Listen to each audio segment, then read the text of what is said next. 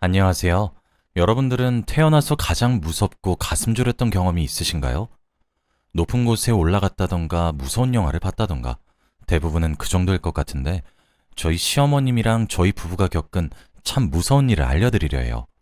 지금 생각해도 보통 일이 아닌지라 살떨리네요. 지금부터 그 이야기를 들려드리려 합니다.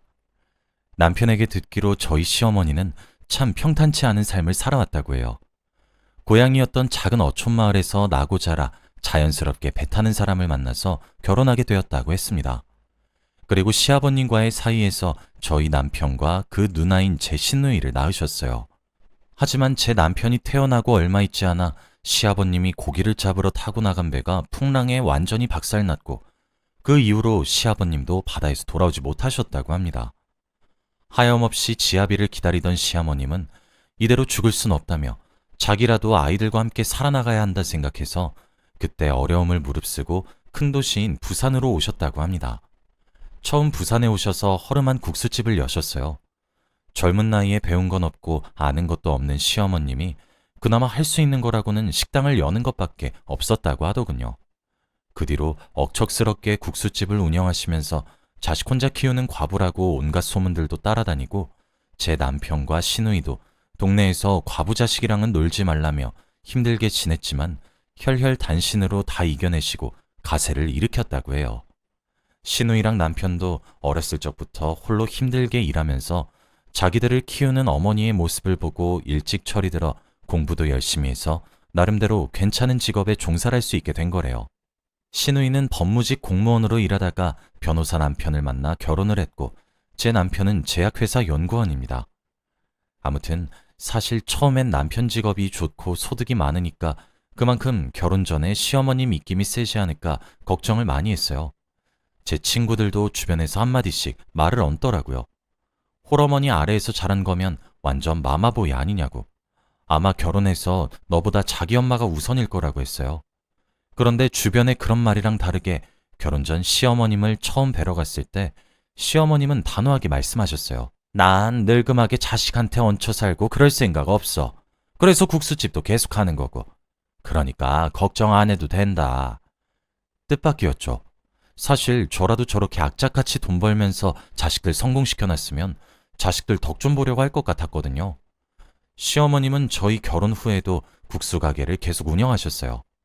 처음 테이블이 3개나 될까 싶은 협소한 곳에서 시작해 점점 소문이 나고 유명해지자 이제는 번화가의 2층짜리 건물로 옮겨 종업원을 많이 거느리는 국수 가게가 되었습니다.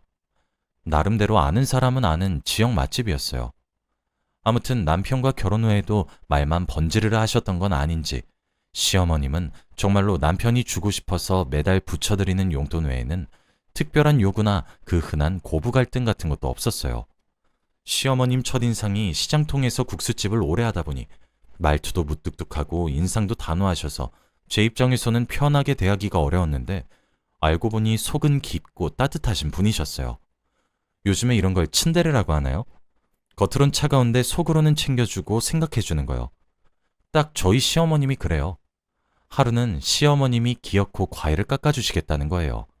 제가 하겠다고 한사코 말렸는데도 시어머님은 너는 과일 깎는 게 불안해서 못 지켜보겠다 하시고는 본인이 복숭아를 깎으시는 거예요. 그러다가 TV 보던 남편이 예쁘게 깎여진 첫 조각을 먹으려고 손을 들이미는데 시어머님께서 손을 찰싹 치시고는 얘가? 이건 새아가 거야 말씀하시는 거예요. 그런 뒤에 손수 입에 넣어주시는데 솔직히 조금 놀라기도 하고 감동도 받았어요. 어머님이 대놓고 말씀은 안 하시지만 늘 저를 생각하고 계시구나 알게 된 일이었어요. 제가 너무 앉아만 있는 건 아닌가 해서 일어나서 일감을 찾으려고 부엌을 배회하면 또 시어머니께서는 왜 이렇게 똥 마려운 강아지 마냥 이리 갔다 저리 갔다 해. 할 거 없다 새아가. 앉아서 쉬어. 곱게 자란 남의 딸 일 시키면 사돈댁이 욕해. 하시면서 남편을 불러서 저기 쌓여있는 설거지나 하라고 시키세요. 그럼 남편은 또 군말 없이 가서는 척척 해내죠. 아무튼 시어머니도 아닌 척 하시지만 다정하시고 남편도 이런 집안 분위기에 적응해서 살다 보니 굳은 일이 있으면 그냥 자기가 알아서 하려고 하지 저 안 시키더라고요. 결혼 참 잘했다 싶었습니다. 처음에 걱정하던 친구들도 이제는 부러우니까 그만 얘기하래요. 그렇게 행복한 결혼 생활을 이어오고 있었습니다. 어느 날 남편에게 다급한 전화가 걸려왔어요. 글쎄 시어머님께서 계단에서 구르셔서 무릎이랑 발목을 다치셨대요. 원래도 시어머님이 관절이 좋지 않아서 남편이 걱정하면서 영양제 사다 드리고 했었는데 얘기를 들어보니 좀 많이 다치신 것 같더라고요. 황급히 병원으로 달려가 남편과 함께 의사분의 얘기를 들어보니 입원도 하고 퇴원 후에도 재활치료를 받아야 한다고 하셨습니다. 한동안 국수집 일은 꿈도 못 꾸셨죠. 간병인도 붙여드리고 혹여나 시어머님이 심심해하지 않게 남편이랑 제가 번갈아 가면서 병문안을 가서 얼굴도 비추고 그랬습니다. 사실 시어머님이 다치신 건 정말 슬픈 일이지만 내심 시어머님이 이렇게라도 일을 잠시 쉬게 돼서 다행이라고 생각했어요. 시어머님은 국수집에 대한 열정이 대단해서 명절 당일 같은 경우를 제외하고는 매일을 빠짐없이 일하셨거든요. 제가 어머님, 이제 연세도 있으신데 조금 쉬엄쉬엄 하세요. 라고 말하면 시어머니께서는 그동안 매일 이것만 해왔는데 이거 안 하면 내가 하루에 뭘 하면서 시간을 보내. 난 할 줄 아는 게 국수 마는 거밖에 없어. 하셨어요. 그래서 그런지 시어머님은 이번 중에도 계속 국수 가게 걱정을 하시는 것 같았죠. 자기가 문을 안 열면 매일같이 찾아오시는 단골분들도 식사할 곳이 없어지지 않느냐면서 단골 손님을 생각해서라도 문을 열어야 하는데 라고 하셨죠. 그래서 제가 차라리 매니저를 아예 고용하시는 게 어떻겠냐고 말씀드렸어요. 요즘은 다른 식당들도 전부 이런 식으로 운영한다고. 어차피 어머님이 회복하시면서 문 못 여시는 기간 동안 단골 손님들이 그냥 돌아가시는 것보다 매니저라도 고용하셔서 대신 운영하는 건 어떻겠냐고요. 새로 고용한 매니저 월급만 빼면 수입도 계속 지킬 거니 괜찮을 거라고 설득해봤는데 시어머님도 고민하시다가 승낙하셨어요. 그래서 시어머님이 입원하는 동안에도 국수집은 열 수 있었습니다. 시어머님도 본인이 일하지 못하는 건 조금 아쉽지만 내심 일을 하러 나가지 않아도 매달 통장에 수입이 딱딱 찍히니 싫지 않아 하시는 눈치였죠. 그러다가 퇴원 시기를 앞두고 제게 말씀하시더라고요. 내가 무식해서 그동안 악착같이 돈 벌어야 한다는 생각에 빠져 있었는데 잠시 쉬는 동안 얼마나 편하고 좋았는지. 너무 미련했어. 돈만 벌면 인생 어떻게든 되는 줄 알았는데 막상 이렇게 살다 보니 일만 하다 죽으면 내 인생 무슨 의미가 있나 싶더구나. 그 강인하신 분이 눈가에 눈물도 비치시면서 말씀하시는데 저도 마음이 쓰였어요. 남편으로부터 시어머님이 얼마나 힘들게 살아오셨는지 전부 들었으니까요. 어머니, 앞으로 국수집은 다른 사람한테 맡기고 어머님은 저랑 이것저것 많이 하고 놀러 다니기도 하고 그래요. 라고 웃으면서 말하니 시어머님께서 제 손을 한번 힘줘서 꽉 잡고 고맙다 한마디 하시더군요. 시어머님이랑 정말로 친가족이 된 것 같은 기분도 들었어요. 그리고 재활 때문에 아픈 관절로 병원에 자주 왔다 갔다 하셔야 하는 시어머니를 생각해 남편과 상의 끝에 시어머님과 합가하기로 했습니다. 시어머님이 처음에 저희 생각을 듣고는 합가라니 무슨 소리냐며 자기는 분명 니들 결혼할 때 얹혀 살 맘 없다고 말했다 하시더라고요. 그래서 제가 괜찮다고 어차피 남편이랑 저도 나이 드신 어머님 혼자 지내게 하는 거 계속 신경 쓰였다고 지금은 관절도 안 좋으신데 혹시라도 무슨 일 생기면 저희가 죄책감 들 것 같다고 말씀드렸더니 시어머니도 결국 두 손 두 발 다 드셨습니다. 그렇게 저희 부부와 시어머님은 살림을 합치게 되었어요. 아무래도 시어머님과 한 집에 같이 살게 되는 거라 혹시나 책 잡힐 일이 있을까 집안일에 더 신경 썼지만 시어머님은 거의 간섭하지 않으셨죠. 오히려 자기 기준에 충족되지 않으면 별말 없이 본인이 도맡아서 하는 편이었죠. 이런 모습을 보고 있자니 남편이 시어머님을 쏙 빼닮았구나 싶었습니다. 병원에서 하는 재활치료가 끝나고 시어머님이 집에 계시는 시간이 늘어나자 따로 말씀은 없으셨지만 심심해하시는 게 보이더라고요. 시어머님 모셔놓고 계속 TV만 보게 하는 것도 아니다 싶어서 시어머님께 수영센터 강습을 끊어드렸어요. 전에 퇴원할 때 의사분께서도 관절에는 수영이 좋다고 말씀하시던 게 기억이 나기도 했고 수영하시는 분들 중에는 시어머님 나이대인 사람들도 많으니 친구분들도 사귈 겸 어머니가 다시 활길 찾으셨으면 했거든요. 시어머님은 또 뭐 이런 걸 다 끝내면서 순살을 치셨지만 제가 수영복이랑 수모, 수경까지 새로 사다 드리고 하니 나름대로 좋아하시는 것 같았어요. 직장 때문에 제가 함께 다닐 수가 없어서 처음엔 시어머님을 혼자 보내고 혹시나 적응 못하실까 운동 배워보시는 거 처음이라 했는데 잘하실까 걱정했지만 막상 시어머님은 한번 다녀온 후로 물속에서 노는 거에 재미를 느끼셨는지 그 뒤로는 하루도 빠짐없이 수영을 배우러 다니시더라고요. 같이 강습받으시는 분들 중에 몇몇 분과 친해지기도 하신 건지 수영하고 함께 식사하고 올 거니 늦을 거라고 연락을 넣으시는 일도 잦아졌습니다. 어머니가 이제야 나름대로 인생을 즐기시며 사시는 것 같아 제가 다 기뻤죠. 언젠가부터는 시어머님이 방에서 화기애애한 목소리로 누군가랑 오랫동안 통화하시는 거예요. 아무리 친한 친구여도 저렇게 밝은 목소리는 분명 이성이다. 촉이 왔어요. 혹시 시어머님께 남자라도 생긴 건가 싶었죠. 제가 통화 중에 방문을 열고 들어가면 후다닥 전화를 끊고 당황하시는 게 눈에 보였거든요. 그러다 하루는 시어머님과 오랜만에 장을 보러 갔는데 저 멀리서 걸어오는 어떤 중년 남성분이 시어머님께 인사하시는 거예요. 시어머님이 화들짝 놀라서 조심스럽게 인사하는 걸 보고 아, 저분이구나 싶었습니다. 생각보다 젊어 보이기도 했고 옷도 멀끔하게 잘 차려입으신 걸 봐서 그런지 시어머님이 좋아하실 만하다 생각했어요. 그분이 가시고 제가 슬쩍 말했어요. 어머니, 저분이에요? 아니, 뭐가? 요즘 계속 통화하시는 분이요. 아이, 그런 셈이지. 어머님이 무슨 사춘기 소녀 마냥 얼굴이 붉어지시서는 아닌 척 하는데 너무 귀여우시더라고요. 그래서 또 제가 인상도 좋으시고 어머님이랑도 잘 어울리시는 것 같아요. 하니 시어머니는 당황하셔서 제게 얘는 무슨 말을 그렇게 해? 하시면서 창피하신지 저를 두고 급하게 마트 안으로 들어가 버리시더라고요. 그런 일이 무색하게 시어머님은 이미 들킨 거 숨겨봤자 소용없다 싶었는지 그 후론 그냥 대놓고 말씀하셨어요. 사실은 서로 좋은 감정을 가지고 조금씩 만나보고 있다고요. 이게 무슨 주책이냐며 너희한테 부끄럽다 하시는데 제가 아니라고 어머님 이렇게 온전하게 자기 삶 즐기는 거 보니 좋다고 안심시켜드렸습니다. 그렇게 무뚝뚝 하시던 어머님도 사랑을 하시니 자기도 모르게 콧노래를 부르기도 하시고 아이처럼 해맑게 웃으시는 일도 잦아지셨죠. 저는 그분이 어머님이랑 만나면서 어머니께 좋은 영향을 미치고 있구나. 어머님도 전보다 더 행복해지셔서 다행이다 생각했습니다. 그렇게 시간이 지나고 어느 날 시어머님께서 저녁 식사 자리에서 폭탄 선언을 하셨어요. 얘들아, 나 그 사람이랑 함께 살련다.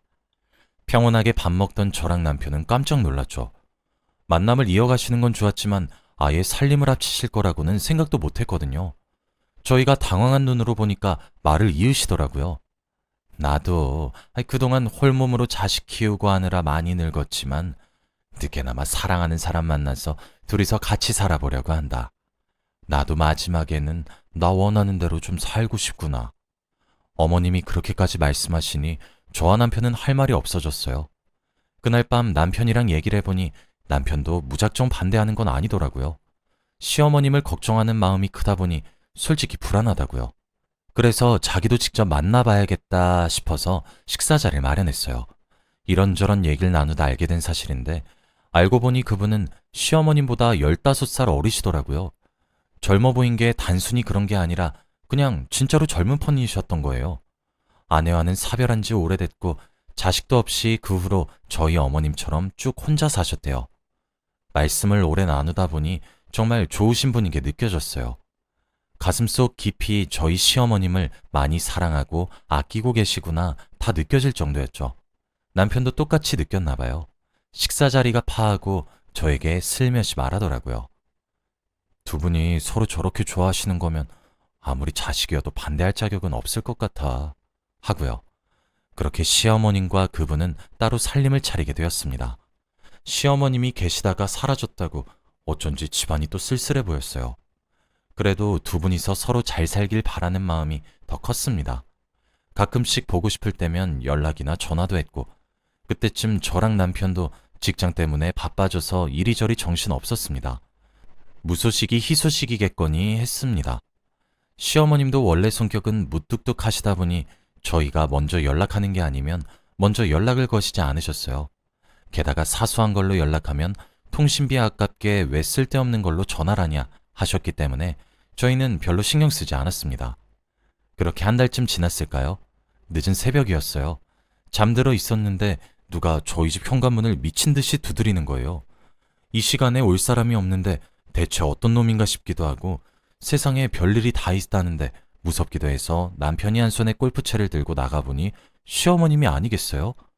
놀라서 문을 여니 시어머님이 힘없이 축 늘어져서는 애미야, 아범아, 살려다오 하시는 거예요. 딱 보니 상태가 안 좋으신 것 같았어요. 저랑 남편 둘 다 이 새벽에 오셔서는 왜 저러시나 많이 놀랐죠. 시간이 지나 어머님이 진정하시고 저희에게 그동안의 일을 털어놓으셨습니다.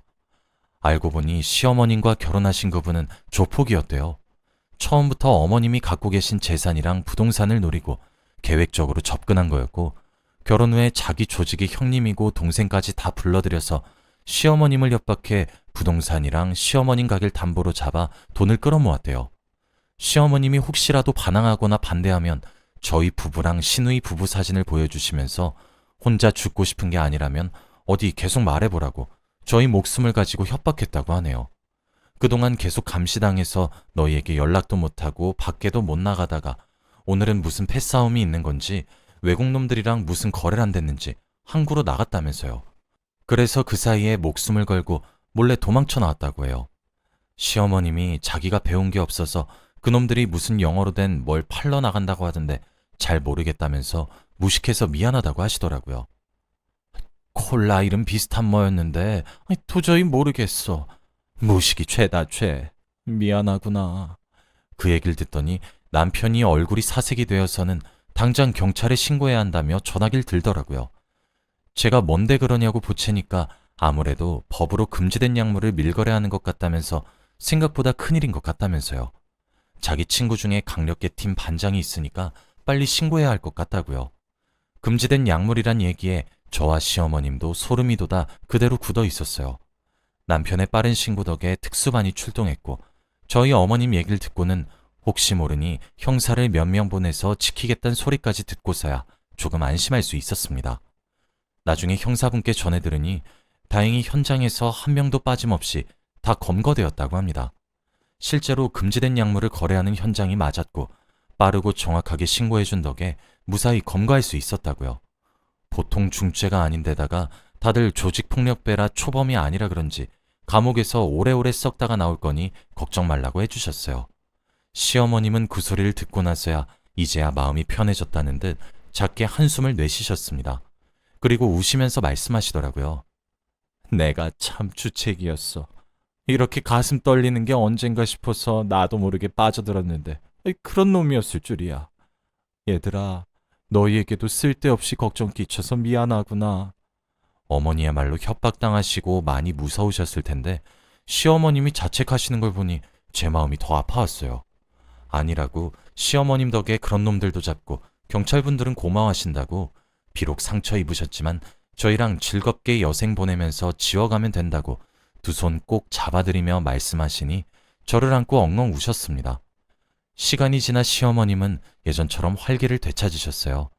저랑 맛있는 것도 먹으러 다니고 공기 좋은 곳에 바람 쐬러 가볍게 여행도 다녀오고 그렇게 마음 편히 인생 즐기면서 사세요. 상처는 누구나 입지만 어떻게 하느냐에 따라서 빨리 낫기도 곪기도 하는 것 같아요. 시어머님은 빠르게 회복하시고 훌훌 털어내셔서 다행입니다. 여러분들도 여러분만의 상처가 있다면 빨리 아물어서 행복을 되찾으시길 바랄게요. 사연 들어주신 모두들 감사합니다.